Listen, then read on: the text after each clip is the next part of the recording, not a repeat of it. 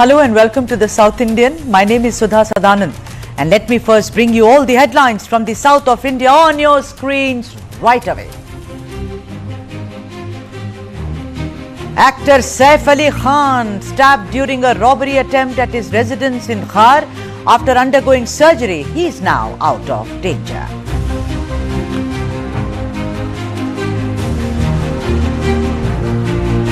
Union Cabinet approves a third rocket launch pad at Sriharikota.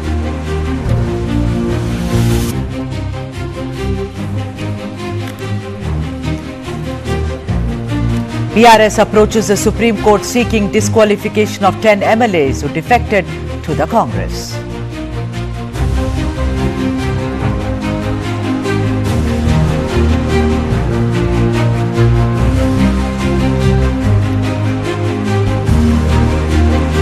Robbers shoot dead guard of an ATM cash vehicle, loot 93 lakhs in Karnataka's Bidar.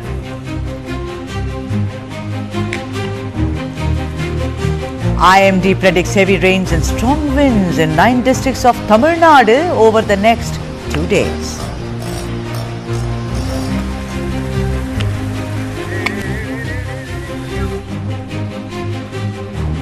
Let's now tell you what's in store for all of you, ladies and gentlemen, on this show called the South Indian.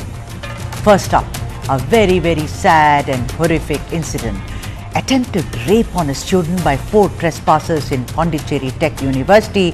AIADMK slams authorities for delayed action.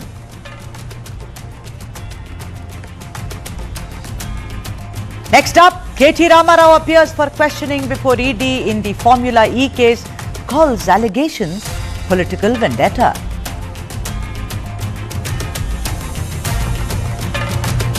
The third story, Kerala police exhume Gopan Swami's body despite outrage from his family.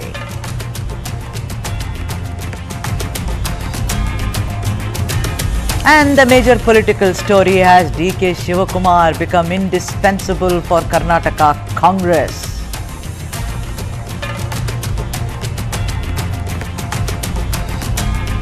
And news from Kerala, the Kerala government shelves forest amendment bill after facing severe backlash and criticism.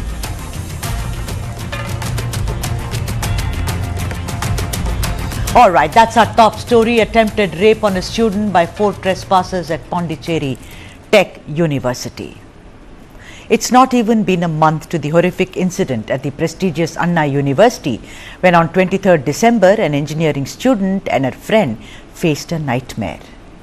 Suddenly, a stranger accosted the male companion, threatened him and then went on to sexually assault the girl. Later, the police arrested Gnanasekharan, a roadside vendor who was also known a history sheeter as the perpetrator of the crime.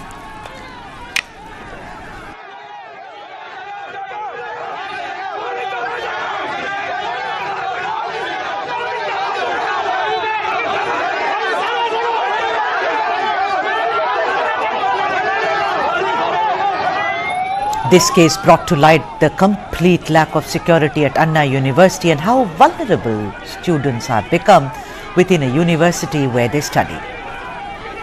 In a near repeat of the Anna University case around 5 p.m. on 11th of January, some unidentified local youth, 4 in number and aged between 18 and 25, trespassed into the prestigious Pondicherry Technological University or PTU and attempted to rape a first-year student after assaulting her boyfriend. This report, by the way, was published in the Times of India, and as per the version given out by the Pondicherry State Students and Parents Welfare Association, the 2 students were chatting behind the chemistry department building and were suddenly attacked by the 4 bike-borne trespassers who first chased away the boy, and the men then allegedly attempted to rape the girl, which she resisted and raised an alarm. The gang thereafter fled from the spot. The Kalapet police booked the 4 men under sections 296B, 329(3) and also BNS 5 2023 and began inquiries and have apprehended 2 of the 4 perpetrators. However, strangely, should one say that, Registrar of the PTU Sundaramurthy filed a police complaint which is right now playing on your screens. Of course, it's very small print and I will read some parts of it for you. What he intended to say was that the 4 men verbally abused students who were passing by, and while he omitted to make any mention of the sexual assault, he sought an investigation and action against the perpetrators. Some part of his statement read, and I am quoting him, "They indulged in a verbal quarrel and used abusive language against the students passing by, thereby causing a nuisance on the premises. In this regard, we conducted preliminary inquiries and found that they are relatives of one of the outsourced employees working in the university auditorium. The egregious act of these individuals caused considerable distress amongst the student community and staff, undermining the peaceful academic environment of the university. In light of the seriousness of this matter, a thorough investigation and stringent legal action against the trespassers under the relevant provisions of law is requested." The 2 students who were under attack were later taken to Indira Gandhi Medical College Hospital for treatment and a medico-legal case was registered. Meanwhile, the principal opposition party in Tamil Nadu, the All India Anna Dravida Munnetra Kazhagam or AIADMK, have called for a judicial probe into the alleged sexual assault of a female student which took place inside the Pondicherry Technological University campus. The party said that there are many gaps in the case, and the main one being that while the attack occurred on 11th of January and the student had received medical treatment on the day of the incident, the official police case was registered only on 14th of January, sparking doubts about the administration's transparency and intent. First, Anna University, and then this in Puducherry. Why have our universities become so unsafe? Let's debate. The guests on the show: V. Balasubramanian, President, Puducherry State SPWA, S. Muralidharan, political analyst, and also Sasirekha, spokesperson for the AIADMK. Vanakkam to all of you and welcome to the show. Very, very sad incident, of course.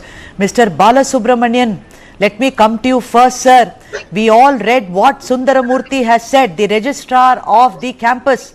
He has not said that there was any sexual assault, sir, whereas you have gone on record in the press to say, yes, there was an attempt of sexual assault on the girl, Mr. Balasubramanian. Yes, madam. Actually, the incident took place on 11th, nearly around about 6 p.m. Then she went to hospital with her friend at 9 p.m. FIR was, a MLC was registered. Because of MLC, on the days next year of 12th January, some police person has attended the guy. The guy has refused to give a complaint. That's all they are telling.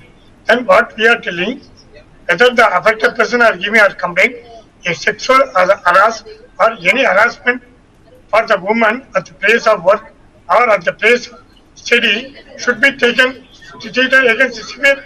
So are you saying, Mr. Mr. Balasubramanian, so there was an attempt of sexual assault? Is that what you're saying? Yes. Yes.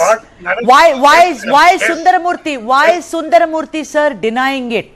Why is he saying he's not said anything? What first day he is telling on 14th morning he is telling nothing happened. Don't spoil the reputation of the university, Pondicherry Technology. All right. So basically he wants to, So basically he wants to save the reputation of the university. Therefore, this silence. Yeah, let me come back to you. Wait a minute. Let me come back. Let me go to other guests, Mr. Balasubramanian. Sasirekha, spokesperson for the AIADMK, has joined us on the phone line. Sasirekha, ma'am, considering you're a woman like me, I want to ask you, this is so sad. We have not even come out of the Anna University case, which is so pathetic. Have you seen, Sasirekha ma'am, that in this case also, like in Gnanasekaran's wife was allegedly working on some contract at the university, therefore Gnanasekaran, the biryani seller, etc., had very easy access into the university. The same case is here, because apparently one of the relatives was also working on a contractual basis of these 4 rowdies. Sasirekha. Good evening, all of you and Sudha ma'am. Hi. First of all, I profound my strong condemn to this incident. This sad incident again and again that has been happened in, I have to say, in Anna University, Chennai, also now in Pondicherry Technological University, you know. That's what. Of course, I accept what you said was not only in Anna University incident, Gnanasegaran is not only a labor or not only frequently entered into the university campus. He is also a DMK student being deputy secretary, something like that. He is a cadre of DMK. That has been the cadre of DMK that everybody knows the things. His photos and everything, and his works about as a cadre of DMK. He is already presented in Murasoli few many years from as per 2021-22 onwards. Okay. He is cadre of DMK. There is no second opinion in that. And actually, and we have come back to this incident to the Cherry Technological University. There are two kinds of opinion is available, you know, in the social platforms and in newspapers and dailies also. Right. That is what.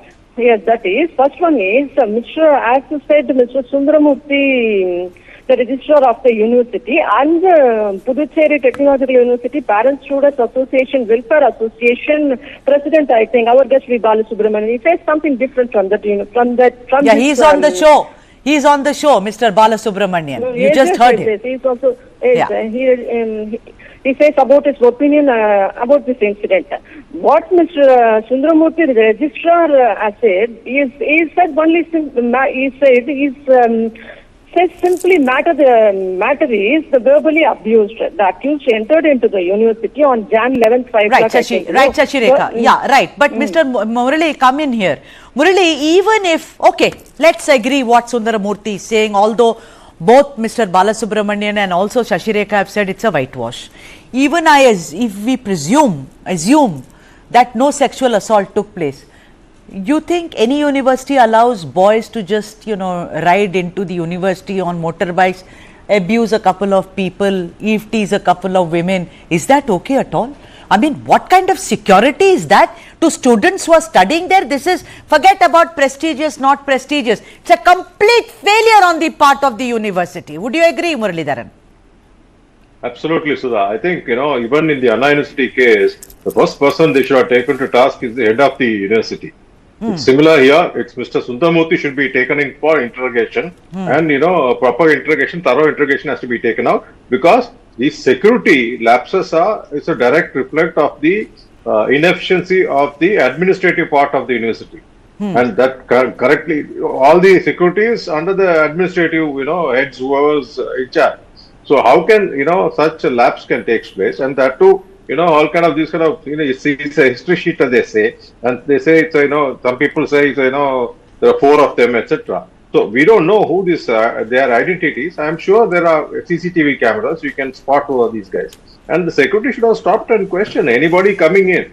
Say, especially when it's like, all these education institutes where there are women, the safety is utmost. And whenever, even I tell you, even in Anna University, I'm a little surprised, because when we go for walks, they will stop us and they say, early morning we go for the walk or evening we go for a walk. They stop us and say, you have to get a pass from the administrative office. Only then you are allowed. And such crime which is taking place, when people like us, I'm like 55, when they can stop me and my wife, and I'm like shocked to see that, how are they not stopping these youngsters or coming in bikes, etc.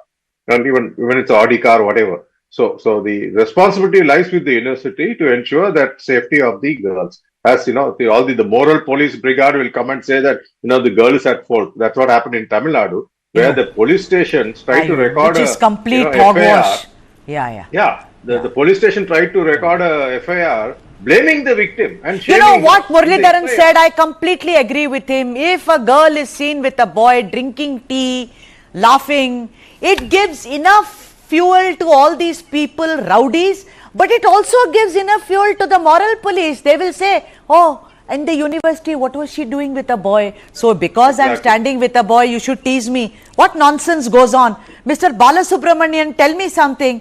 Why weren't these 4 boys stopped at the security gate, sir? How did they enter, sir?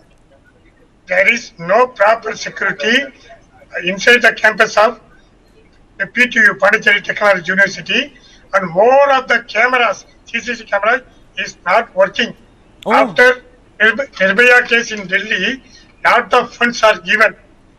This is also a university this was an engineering college, recently made as a university, but there is no proper security for the students, for both side students. Okay. Because the girl has tried to escape, shouted, and she again protested these four accused.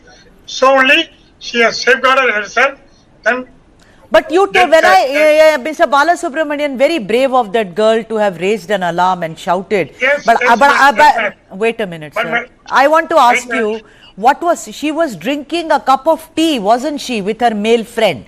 That's what I have been told by my reporter, that she went out to get a cup of tea. She came in. Yes, madam. Yes, madam. What you are telling is correct. He went out of the university gate. That is ECR road. It is a road from Pondicherry to Chennai. She got teas and biscuits and came and sat inside the ground and taking tea with her colleague or with her college mate. That's all. These four fellows came, out of which two are minors. All the guests, we've got some breaking news. Please stay on, Muralidharan, Sasirekha and Mr. Balasubramaniam. I'm coming back to you in 2 minutes, sir. Ladies and gents, the first picture of Saif Ali Khan's attacker is out. Take a look. That's the picture of Saif Ali Khan's attacker who attacked Saif Ali Khan early this morning, after which Saif Ali Khan, with several stab injuries, had to be taken to Lilavati Hospital, where he underwent surgeries and is, of course, now completely out of danger. This is the attacker. This is the picture. First picture. You first saw it here, heard it here. Exclusive images of Saif Ali Khan's attacker, the intruder, who actually, there are several theories, of course, and I'm not going to go with any one, save to say that this is the man who attacked actor Saif Ali Khan, husband to another actor, Kareena Kapoor Khan, and father to Taimur and Jahangir Ali Khan. There are several theories, of course, and in this attack also, apart from Saif Ali Khan, one house help of the Khan household was also attacked, and she was also taken to hospital, and she also received medical help and medical aid. The police is, of course, investigating the case right now. And meanwhile, this is the first picture for those who've joined the broadcast just now. The picture of the man who attacked Saif Ali Khan, captured obviously on CCTV camera. He seems to be alighting the staircase. Of course, Saif Ali Khan lives in this apartment complex where he apparently owns 4 buildings, and this must be the building where he, his wife Kareena and children stay, apart from the staff, house help, drivers, cooks, etc., etc. But this is the picture. There is one theory that, the attack happened while he was alighting the staircase, but I'm not verifying that on just now. But right now, the picture of the man who attacked actor Saif Ali Khan, right there.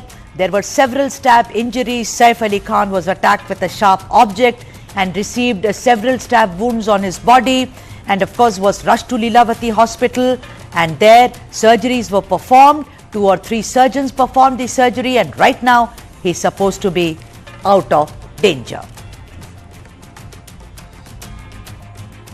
This attacker, if you look at it, was caught on CCTV when he was entering Saif Ali Khan's residence. And like I said, Saif Ali Khan had sustained multiple injuries after this intruder attacked him with a knife at his Bombay residence in the wee hours of this morning. The actor was, of course, rushed to Lilavati Hospital in Mumbai after sustaining 6 serious injuries from the incident. Now, in the latest update, Dr. Niraj Uttamani, the COO of Lilavati Hospital, confirmed that Saif Ali Khan is now out of danger after undergoing a 2.5-hour-long surgery and is currently undergoing further procedures to repair his wounds. Preliminary reports have revealed that the intruder had allegedly entered Jahangir's room, Jahangir being the younger son of Saif Ali Khan and Kareena Kapoor Khan.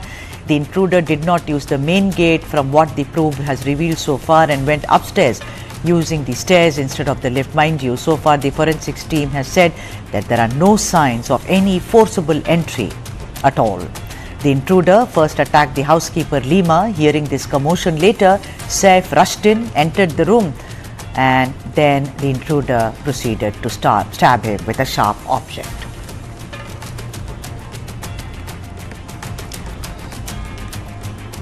Those are the pictures, the first images of Saif Ali Khan's attacker, which was caught on CCTV. This is the first picture that we are getting. The man who attacked Saif Ali Khan several times, and there were several stab injuries on his body. This is the first grab of the man who attacked. This man, who apparently, it has been revealed that he had allegedly entered Jahangir's room, the second son of Saif Ali Khan and Kareena Kapoor Khan, and he did not apparently use the main gate from what the probe revealed so far, but instead went upstairs using the stairs instead of the lift. According to the forensic team, there are no signs so far of a forced entry into the house. The intruder first attacked the housekeeper Lima. Hearing this commotion, Saif entered the room, and then the scuffle broke out in which this intruder, on your screens right now, attacked Saif Ali Khan with a sharp object.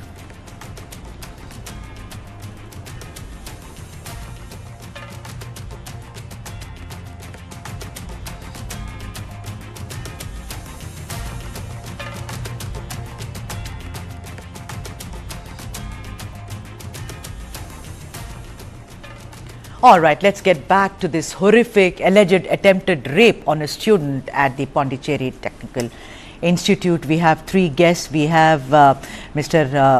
Balasubramanian, of course, and also Mr. Muralidharan and Shashi Rekha. I'm sorry, apologies to all the guests, because we had this breaking news and I had to go. After all, this also concerns all of us, celebs' lives, and the no safety for them, and we are talking about no safety at universities. Mr. Balasubramanian, before I go to the other guest, I want to ask you, Mr. Balasubramanian, that now what does happen? Because the thing is that the girl was brave enough, she raised an alarm, and of course, and now what are the police now trying to do? Will they now lodge an FIR? Will they look at it and like an assault and also an attempted sexual assault on the girl, sir?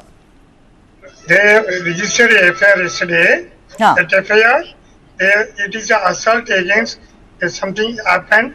That section also you are told already at the beginning itself.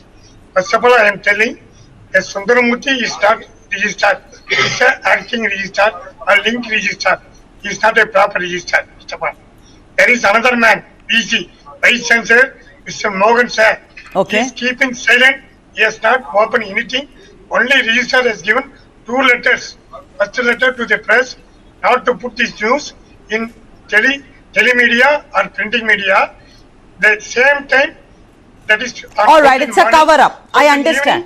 Yeah, it's a cover-up. According to you, it's a complete cover-up. Shashi Rekha ma'am, what should happen? Considering, it's not Tamil Nadu, it's the Union Territory there. We are all, of course, Tamil speaking, and of course, French is spoken there. But I want to ask you, what should one do when the university, those who helm universities, are trying to do such a cover-up job, Shashi Rekha? Actually, universities are also under the government, It's a totally failure, government's failure only, law and order failure only. That is what happened in Tamil Nadu and again in the Union Territory, Puducherry, that what I want to say is, Mr. Sundaramurthy registrar had filed a complaint like verbal quarrel, abusing language like that only. He made no mention about sexual assault. Then how can we get justice for this kind of issues, Actually, Chennai High Court said few months back, I think, I'm sure few months back, last month, I think, they said there is no any safety in the universities, there is no any safety in particularly in co-ed colleges, also for co-ed colleges for students, girl students. That is what we are saying finally, that we have to, the government given the prioritize institutions. So there is no prioritizing of it. It is, but the point is that Muralidharan, should they be sacked? I mean, I think there is no other way. Muralidharan, whether it's a girl or a boy, tomorrow a boy, also Shashireka, if a boy is studying there, someone will come, slap him, stab him, then what happens? So I am asking Muralidharan, should these two men be sacked if the allegations are proven right, Muralidharan? What is the way out? This is so unsafe. Absolutely. I think another thing we need to say, whether it's whichever the government is, in this case, it's BJP ruled state, and Yes. Chennai, Tamil Nadu, Chennai was DMK. So DMK is equal to BJP or vice versa. That's what we need to say. So whichever the government is, they failed failed in terms of law and order. And these kids need protection. And unless you take somebody to task, this is not going to stop. In Chennai too, nobody is accountable today except for the guy Jnanashekaran, whomever he called as sir or etc. And all these have not come out. Investigation is still, pending, but, nothing is out as yet, and nobody is being punished. Somebody needs to pay for all this, unless one or two of these officers were taken to task and sent to prison for at least for a day, the rest will wake up. Otherwise, we're not going to see, we'll probably, after a few weeks, we'll see another institution where the same thing has happened. On that note, thank you very much, Mr. Balasubramanian, Muralidharan, and also Shashireka for joining us on this broadcast. And thank you for your patience, for you waited when we broke the story on Saif Ali Khan, the intruder's pictures. First, you saw it here. The next story is KT Ramarao appears for questioning before ED in the Formula E case, calls allegations pure political vendetta.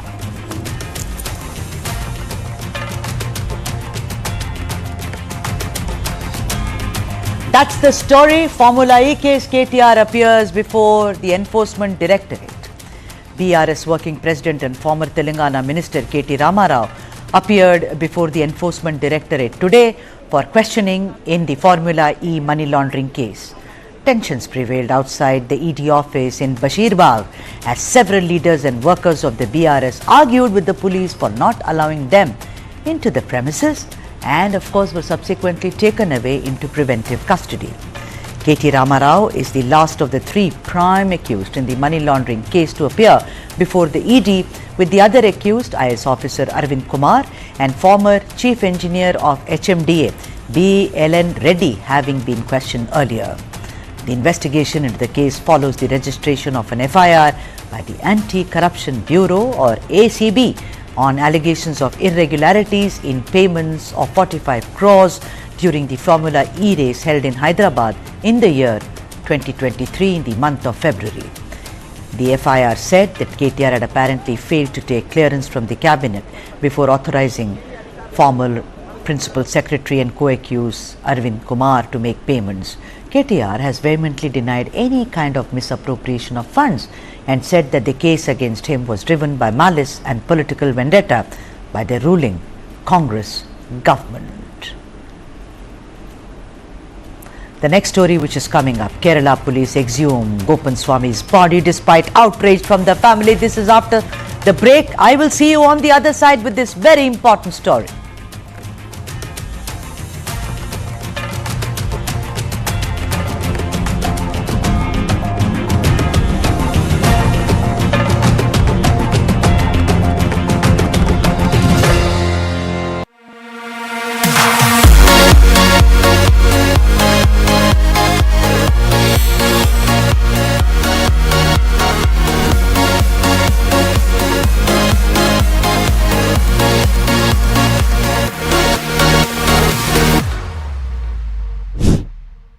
What is to the nines?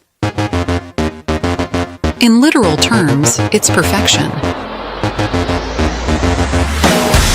But to us, it's not just a phrase, it's an attitude. One that starts at your desk and sends a statement to the world. To the nines is about taking charge. It's a way of life where every seam, every fold, is crafted with excellence. It's timeless elegance and uncompromising quality made for the corner office. It's the ideas that inspire redefining order and elevating the tabletop. To the nines, for the leaders of today and the visionaries of tomorrow.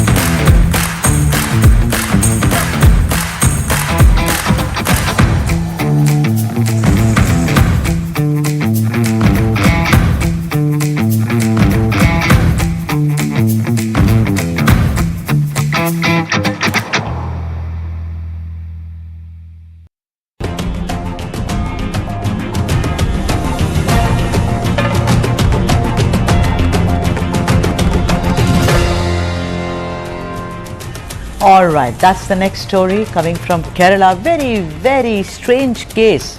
And now the Kerala police has exhumed Gopan Swami's body.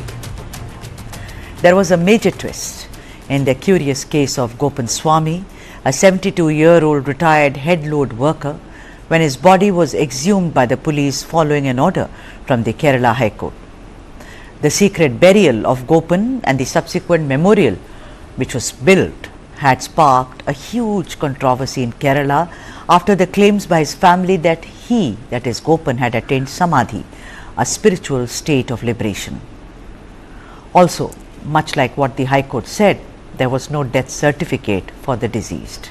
That's why I call it a very curious case.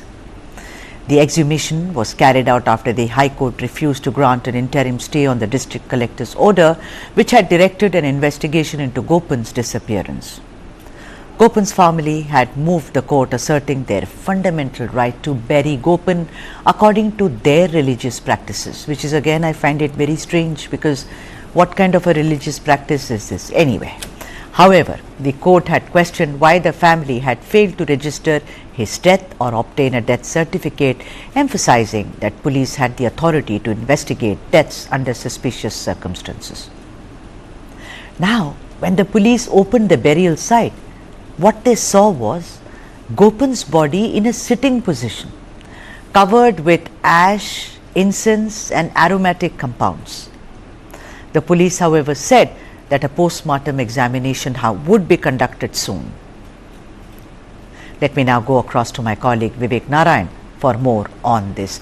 Vivek, very, very curious case. I mean, of course, a lot of drama ensued also when the family fell on that burial and memorial and said, no, Muslim extremists are coming. Of course, it was also politicized with the RSS also entering it. Please describe, what did the police find when they exhumed Gopan Swami's body, Vivek?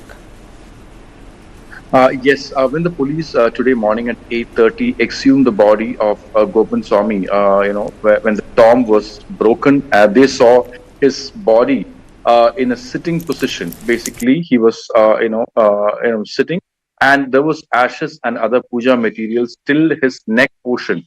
So till that, it was completely filled with ashes. And now they took out the body and they've taken it directly to the Thiruvananthapuram Medical College for post-mortem. Now, what I understand from the sources from Medical College Police Station is that there is no signs of strangulation or fist fight that has happened in the last moment. There is no wounds that is found on his body, and this is clearly a natural death. So basically, what we need to understand here is, the conclusion is that yes, Gopan Swami died through natural causes because of his age-related ailments. We know that he was not keeping well; he was taking medications, and later, his son has buried him, and in the tomb, and then has made him to sit in the samadhi position. And it was after that, he has informed the relatives, families, and other people, saying that his father has attained samadhi. So what we understand here is that they actually believed in this cause called samadhi, and his son has followed it. But the problem here is it's actually a debate between rituals and legal recourse. So basically, we need to understand that people in 2025, this age, will not be able to buy all these arguments saying that a person attains samadhi and later informing the people, because usually whenever a person dies, that a death certificate has to be produced. They have to inform the police or inform the doctor or inform the people, but nothing has happened. There was always right from the beginning there was a kind of Vivek, what also surprises me, that I'm not an authority. Yes, you can pass away while sleeping, but sitting like this, you've passed away. Unless someone has placed the body like that and then claim that he's passed away in samadhi. I mean, there are a lot of questions which need to be answered. I'm not saying, like you say, no foul play.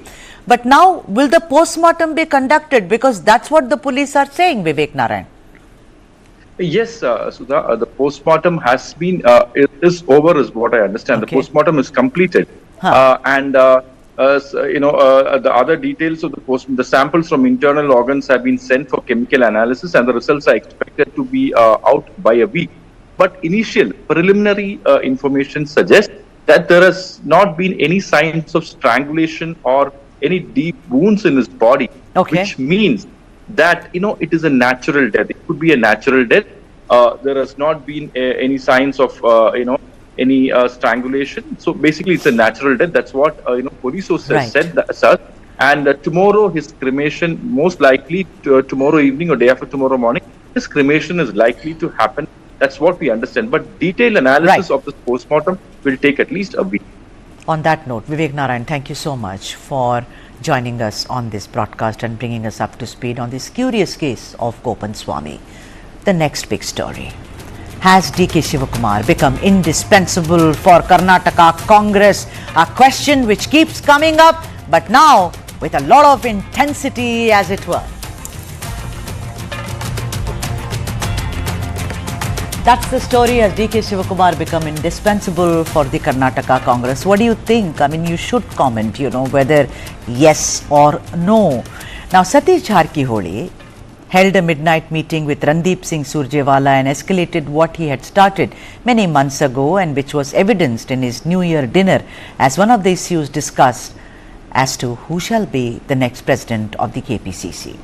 In his recent meeting with Surjewala, Jarkiholi sought the support, of course, of 114 MLAs and said that all of them should also opinionate on as to who shall be the next president. Then, of course, came Cooperative Minister Rajanna's statement, who also gave a call for the High Command's decision on the next KPCC president, whether DK Shivakumar shall be retained as the president or whether he shall be changed.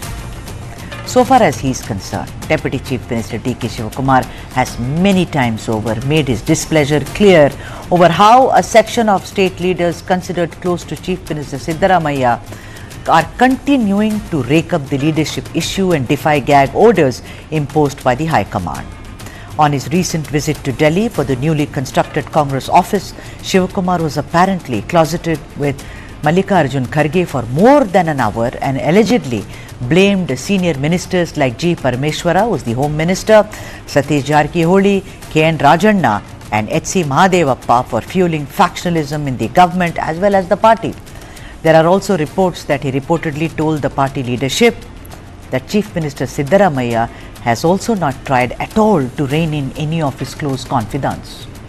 Basically, despite gag orders at all, the needle hasn't moved, ladies and gentlemen, so far as the Karnataka Congress is concerned. But then, despite the two factions of Siddaramaiah versus DKS, despite the fact that there are many voices wanting DKS removed from KPCC presidentship, despite the fact that the backward and STSC leaders congregating to show Shivakumar his place, what is it that DK Shivakumar is almost nearly indispensable for the Karnataka Congress? Let's debate. Bhaskar Hegde, my colleague, editor, TV9 Kannada Digital, has joined us, and also B.S. Arun, senior journalist. A very, very warm welcome to both of you. Bhaskar, let me come to you first. Bhaskar, do you agree that, this question that we are asking, answer it. Do you think DKS has become indispensable for Karnataka Congress? So that to begin with a question may be a very risky proposition, but I'd like to come back with some kind of pointers so that even my senior colleague Arun can also join sometime later. My point is, more than DK Shivakumar, it is Siddaramaiah who is indispensable at this moment in time. So I think he's playing the game, he's playing the hardball, and DK knows very well, Deputy Chief Minister DK Shivakumar knows very well that it's very difficult to defeat Mr. Siddaramaiah in this political game at this juncture. So when DK Shivakumar looks like he's alone with his brother, while Mr. Siddaramaiah is slowly garnering support from SC/ST leaders, that looks like he's more indispensable than Mr. DK Shivakumar. Let me just turn it around on its head and go to Arun. Arun, if like my colleague says, Bhaskar Hegde says that it is more that Siddaramaiah is indispensable, then why is it that he is rallying, he is surrounding himself with all these leaders like Mahadevappa, of course Satish Jarkioli, Rajanna, dinner parties, backroom parleys. I somehow feel that he is insecure, and I am asking you to comment on it. And why is it, B.S. Arun, that Shivakumar straight away goes and complains to Venugopal and says, rein them in. I've heard Parmeshwara also is holding a dinner party, ask him to cancel it. Somehow he emerges stronger, B.S. Arun. What is your comment on this? That is he more indispensable than Siddaramaiah or not, or there is no clash between the two at all? There are two different conversations. Well, there are many things here, Sudha. Of course, there is the clash. There is no doubt about it. It started the day Siddaramaiah was elected as a chief minister. Right. Because you may remember, for 3 days, the parleys continued in Delhi, and finally, Shivakumar blinked and Siddaramaiah became the chief minister. From that day onwards, till today, there has been internecine battle within the Congress party. Internal wars have been happening. And as far as your question is concerned, the first one, Siddaramaiah draws his strength from his supporters, from the Ahida group especially, right. The Dalits, the backwards, and the Muslims. So these are his, strong areas of support. So as far as Siddaramaiah is concerned, there are many in his cabinet who belong to these groups. Okay. As far as DK Shivakumar has been a pillar of strength for Congress. There is no denying of that factor. Since the early 90s, he was a minister in the SM Krishna. Right. He was a minister in the Bangarappa government, and then later SM Krishna government. And from then onwards, he has not looked back. So as far as Shivakumar is concerned, he's the main Vakaliga leader in the Congress party. There is no two ways about it. But now there are two clear power centers in the Karnataka Congress, one led by Shivakumar and the other by Siddaramaiah. So how are you saying, Arun, legislative party. Arun, wait, are you saying that both of them are indispensable? What happens then if it is me versus you, one of us has to go, no? Or be cut down to size? No, because of this, because of the two power centers, they may not have equal strength. Siddaramaiah certainly has far larger strength in the CLP than Shivakumar. But then Shivakumar is the unquestioned leader of the Vakaligas in Congress. As far as others are concerned, entire Karnataka, it's Devegowda, the leader of the Vakaligas. But there are areas of strength. He is a very good organizer. He brings in the money. Very well said. Not just in Karnataka. Very well said, Bhaskar. Also. Yeah, Bhaskar, what Arun says, I wanted to ask you this, and Arun, gave me this right cue to ask you, Bhaskar Hegde. Look at him. He goes to Telangana, to support when the elections are on for Revanth Reddy. He goes to Maharashtra. He came to Delhi, to campaign and also announce schemes. So if you look at Siddaramaiah, maybe you say Siddaramaiah is indispensable. Sure, Bhaskar Hegde. But look at Shivakumar's stature, which is pan-Indian, Bhaskar Hegde. Also, if you look at the recent past, he seems to be coming up ace, wherever it is. He says stuff like, no one has any right to speak except me. I will go and complain. He's spoken to Randeep Singh Surjewala. He's spoken to now Mallika Arjun Kharge. And they also made it very clear when Surjewala came. He said there is one Deputy Chief Minister, one KPCC President. His name is DK Shivakumar. Bhaskar Hegde, your comment on this. So what Mr. Arun said is right, because DK Shivakumar is a very good organizer. He has proved his mettle. It's not only Telangana election. He has supported the party and stood with the party in many elections, even including the Maharashtra election and various other states. Not only that, whenever the party is in crisis in various other states, he rushed and he helped. And no question of backing out. So if you count on that, DK Shivakumar comes first.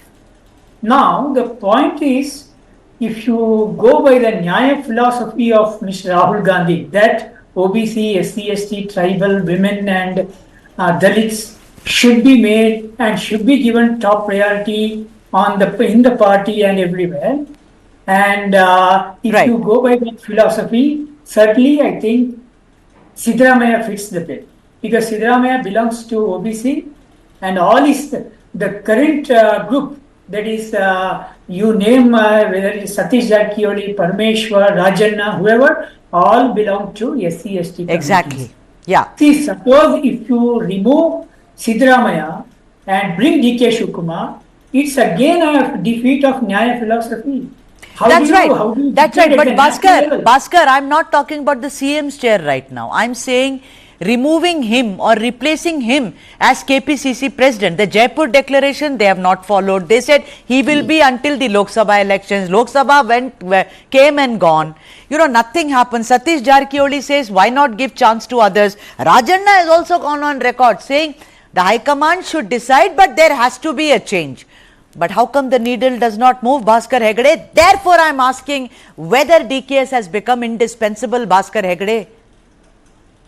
Now, to coming to that particular issue of KPC removing or changing PCC president, I think it's a clever move made by Mr. Siddaramaiah, because if you have a very pliable PCC president, now, whenever this issue of changing leadership comes in Karnataka, the PCC president will play a major role. Okay. If you have your own person in the PCC president post, you can easily fight together, whether it is Satish Jarkioli or Parmeshwar, whoever. Yeah. So in that case, DKS will be at the receiving end. He may not fight the case. Yeah, but by that logic, B.S. Arun, I want to ask you, like what Bhaskar Hegde is saying, but the point is, then what happens to the Nyaya kind of a logic that Bhaskar was talking about? Satish Jarkioli, 62 years old, a tall ST leader, has made major you saw the kind of he and Lakshmi Hebbalkar had that open kind of confrontation about Belagavi, who built the office, whereas this DKS was supporting Lakshmi Hebbalkar and he butted in. So I am asking you that if Bhaskar says you need a pliable PCC chief, but in this case, why is it then that logic falls of backward, marginalized, those who need to be empowered? So isn't that a very confusing narrative here, B.S. Arun? See, as far as DK Shivakumar is concerned, the High Command has a soft corner for him because of the role he has played. For the last so many years, so many decades in different states, as you mentioned.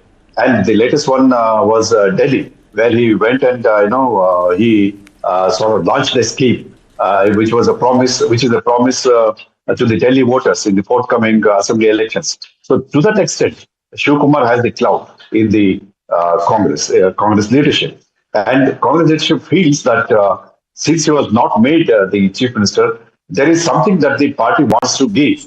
And so far, they have given him the deputy CM as well as the party presidentship in the state. So, taking that into account, I don't think they will move forward in any manner to remove him as the PCC chief or make more deputy chief ministers in Karnataka. So they have to treat a very, very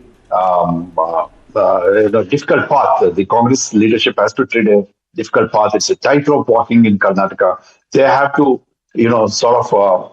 pacify Siddaramaiah and at the same time ensure that DK Shivakumar becomes the chief minister. This is supposed to be the High Command's calculation.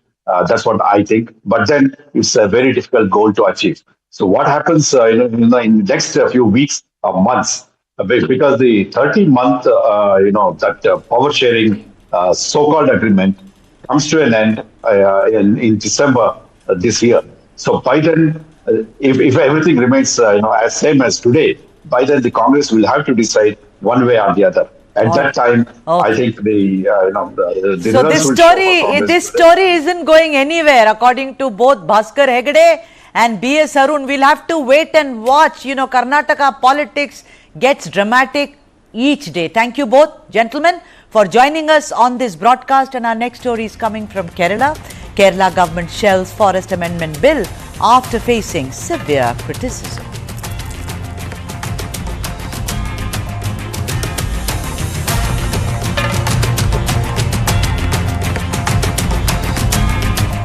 All right, that's our story. And the Pinarayi Vijayan-led government in Kerala has decided to drop the Kerala Forest Amendment Bill 2024 after facing severe backlash from several quarters.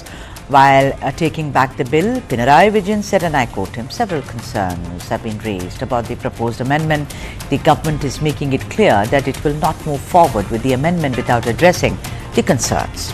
Now, the proposed amendments introduce provisions to penalize activities such as intentionally entering forest areas, parking vehicles within the forest and trespassing with the intent to cause harm. The amendments, however, sparked protests from farmers and even church leaders who expressed concerns that the amendments would give excessive powers to forest officials. This decision to reverse the bill also gains significance as it comes ahead of the local body poll scheduled later this year, where the opposition parties could have used the amendments to perhaps score political points. All right, some more updates from the Saif Ali Khan episode. The first picture of Saif Ali Khan's attacker is out on your screens right now. The attacker was caught on CCTV when he was leaving Saif Ali Khan's home. Bollywood actor Saif Ali Khan sustained multiple injuries after an intruder attacked him with a knife at his Mumbai residence in the early hours of Thursday, that is 16th of January. The actor was later rushed to Lilavati Hospital in Mumbai after sustaining 6 serious injuries from the stabbing incident. In the latest update, Dr. Niraj Uttamani, the COO of Lilavati Hospital, confirmed that Saif is now out of danger after undergoing a surgery which went on for 2.5 hours and is currently undergoing further procedures to repair his wounds. Preliminary reports have revealed that the intruder had allegedly entered Jahangir's room, Jahangir being Saif's second son. The intruder did not use the main gate, from what the probe revealed so far, and went upstairs using the stairs instead of the lift. Mind you, so far the forensics team has said that there are no signs of forced entry that have been found.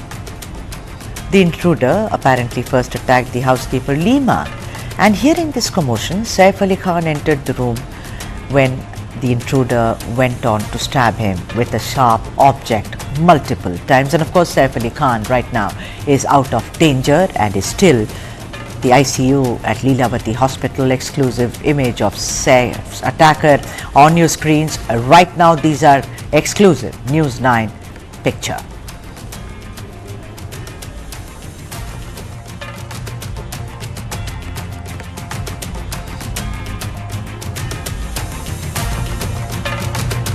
Image of Saif's attacker, the man who allegedly attacked Saif Ali Khan 6 times. This is the first image of Saif's attacker. You first saw it here on News 9. There he is, getting down the stairs, going down the stairs. There is a rucksack that he's carrying, and then going down the stairs. Now these are, first we showed you the image, and this is a video grab of the man through CCTV footage who is getting down and going down the stairs of Saif Ali Khan's home in Khar. Apparently he was trying to enter Saif Ali Khan's son Jahangir's room when the maid raised an alarm, Lima, hearing which Saif Ali Khan also rushed in, and then a scuffle broke out, and in which this man that you see getting down the staircase, there you see him getting down the stairs, he attacked Saif Ali Khan with a sharp object, rather a knife, 6 times. Post which Saif Ali Khan was rushed to hospital, Lilavati Hospital in Mumbai, and underwent surgeries which lasted 2.5 hours and is now stable.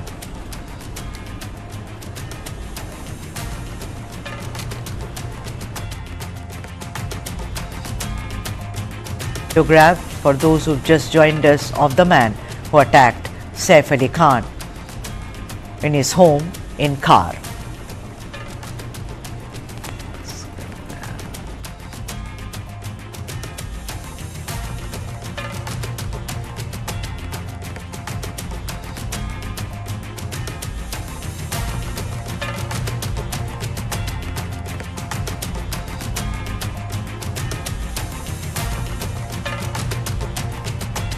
Thakur, there you see, first we showed you exclusive picture of the man, and now there is a video grab of this man, a man with a rucksack, getting down the staircase. This man allegedly wanted to enter Jahangir's room, Jahangir being the second son of Saif and Kareena, and it's at that time that, the house help Lima raised an alarm, hearing which Saif Ali Khan also rushed in and then got into a scuffle. And for more on this, my colleague Jay Prakash is bringing you the latest update. Jay Prakash जी, बताइए कि हम ये exclusive picture दिखा रहे हैं, क्या कुछ हुआ और इसके आगे जो कार्रवाई है पुलिस की वो कहां तक पहुंची? जय प्रकाश जी, देखिए, मैं आपको ये बताना चाहूंगा कि जो ये आरोपी है वो सीसीटीवी में किस तरह से बेधड़क जा रहा है और सीढ़ियों का इस्तेमाल करके वो नीचे उतर रहा है, और जिस तरह से ये आरोपी सीढ़ियों से नीचे की तरफ उतर रहा है, वो सीसीटीवी की तरफ खास तौर पर वो देख रहा है कि सीसीटीवी कहां पर लगी हुई है। और इसका मतलब साफ तौर पर उसको ये पता था कि वो सीसीटीवी में कैद हो रहा है, उसने कपड़ा भी बांध के रखा हुआ है। तो पुलिस जो है इसी सीसीटीवी के आधार पर अब ये पता लगा रही है कि ये आरोपी कहाँ गया है, ये हमला करने सैफ अली खान पर आया था या फिर उसकी नौकरानी पर हमला करने आया था, नौकरानी के साथ से नौकरानी ने इसको यहाँ पर बुलाया था, या फिर चोरी के इरादे से ये आया था, चोर था। तो इस तमाम चीजों की जानकारी जो है वो मुंबई पुलिस बटोर रही है। मुंबई क्राइम ब्रांच, मुंबई की बैंड्रा पुलिस स्टेशन की 10 और चप्पे चप्पे पे मुंबई में इस शख्स को ढूंढा जा रहा है। ये फोटो मैं आपको बताऊं कि मुंबई के 88 पुलिस थानों में सर्कुलेट किया जा चुका है। सभी डीसीपी ऑफिस, एसीपी ऑफिस और एडिशनल पुलिस कमिश्नर ऑफिस में ये फोटो सर्कुलेट किया जा चुका है। 5 चेक नाके हैं मुंबई के अंदर आने के, मुलुंड चेक नाका, दहीसर चेक नाका, नवी मुंबई चेक नाका और ऐरोली, ये 5 जो है एंट्री पॉइंट है मुंबई के अंदर के। तो इन एंट्री पॉइंट का एग्जिट पॉइंट पर भी चेकिंग की जा रही है कि कहीं किसी गाड़ी में, ओला उबर में या फिर किसी टैक्सी में बैठकर ये भागा तो नहीं है। इसकी पूरी डिटेलिंग जो है मुंबई पुलिस बटोरने में जुटी हुई है। जिस तरह से इसने सैफ अली खान पे हमला किया है और जिस तरह से सैफ अली खान के पीठ की रीढ़ की हड्डी के पास जो है चाकू का जो है एक टुकड़ा मिला है, लीलावती अस्पतालों के डॉक्टर को उस टुकड़े को ऑपरेशन करके निकाला गया है, कॉस्मेटिक सर्जरी की गई उनके पीठ की। तो आप समझ सकते हैं कितना गहरा हमला होगा, कितनी ताकत से इसने किया होगा। तो ये आरोपी कौन है, इसकी क्या पूरी डिटेलिंग है। जो लीमा नौकरानी है सैफ अली खान की, क्या उसको ये पहले से जानती थी, क्या लीमा ने इसको वहां पर बुलाया था? सिक्योरिटी का बहुत बड़ा लूप होल्स है और ये सिक्योरिटी लूप होल्स के कारण जो है 3 सिक्योरिटी गार्ड्स को भी पुलिस बिठाकर रखी हुई, उनसे पूछताछ चल रही है। जी, तो ये बताइए, आपने कहा कि अब शक की जो सुई है वो सैफ अली खान के घर में लीमा जो उनके यहाँ काम करती हैं उन पर भी बनी हुई है। तो उनके बारे में पूछताछ आज पुलिस ने की। उनको, हमें जैसे आप लोग रिपोर्ट कर रहे थे, हमें ये भी पता चला कि उनको भी पुलिस थाने में पहले तो उनको चोट लगी थी, सो मरहम पट्टी करने के बाद पुलिस ने उनसे भी पूछताछ की। जयप्रकाश, इसके बारे में कुछ बताइए। बिल्कुल, देखिए, लीमा को उतनी ज्यादा चोटें नहीं लगी थी जितनी सैफ अली खान को लगी थी। जो प्राथमिक जानकारी है, प्राइमा फेसी जानकारी है, उसके हिसाब से सैफ अली खान तब बीच में आए बीच बचाव करने जब वो लीमा के ऊपर हमला कर चुका था या लीमा को वो मारने की कोशिश कर रहा था। तो सैफ अली खान बीच में आए और उन्होंने लीमा को बचाने के लिए खुद उससे हाथापाई शुरू कर दी। और जिस हाथापाई में उस हमलावर ने सैफ अली खान के ऊपर 6 बार चाकुओं से हमला किया। दो जख्म जो है सैफ अली खान के पीठ की तरफ है, 2 हाथ पर है और 1 कंधे पर है। तो इस तरह से सैफ अली खान के शरीर पर 6 जख्म के निशान उसने बनाए और तुरंत तेजी में आप देख रहे हैं कि सीढ़ियों से उतरते हुए जा रहा है। उसने लिफ्ट का इस्तेमाल नहीं किया है, वो सीढ़ियों से उतरते हुए भाग रहा है। और किस तरफ भागा है, सिक्योरिटी गार्ड्स ने उसे पकड़ा क्यों नहीं, सिक्योरिटी गार्ड्स ने शोर क्यों नहीं मचाया, नौकरानी ने शोर क्यों नहीं मचाया? उस वक्त घर में जो बच्चे थे वो जाग रहे थे क्या सो रहे थे? क्योंकि 2:30 बजे का वक्त था। अगल बगल के पड़ोसियों को इस बारे में जानकारी क्यों नहीं मिली? ऐसी तमाम जो चीजें हैं उसको लेकर मुंबई पुलिस जांच कर रही है। कहीं इसमें कुछ इनर जो है इंफॉर्मेशन तो नहीं है, अंदर का कोई आदमी तो नहीं है जो टूटा हुआ है और जिसने ये इंफॉर्मेशन इस आरोपी को दी। और आरोपी रात को उस समय अंदर आया जिस समय सैफ अली खान घर में थी और सैफ अली खान को ऑटो से जो है आनंद फानन में लीलावती ले जाया गया। सैफ अली खान के घर से जो लीलावती अस्पताल है वो तकरीबन 6 किलोमीटर के रेंज में है और वहां पर उनको ले जाके उनका इलाज करवाया गया। तो आप समझ सकते हैं कि इस मामले की ग्रेविटी क्या है। जयप्रकाश जी, बहुत बहुत शुक्रिया आपका हमारे साथ जुड़ने के लिए। And with that, it's a close. Thank you for watching. Goodbye.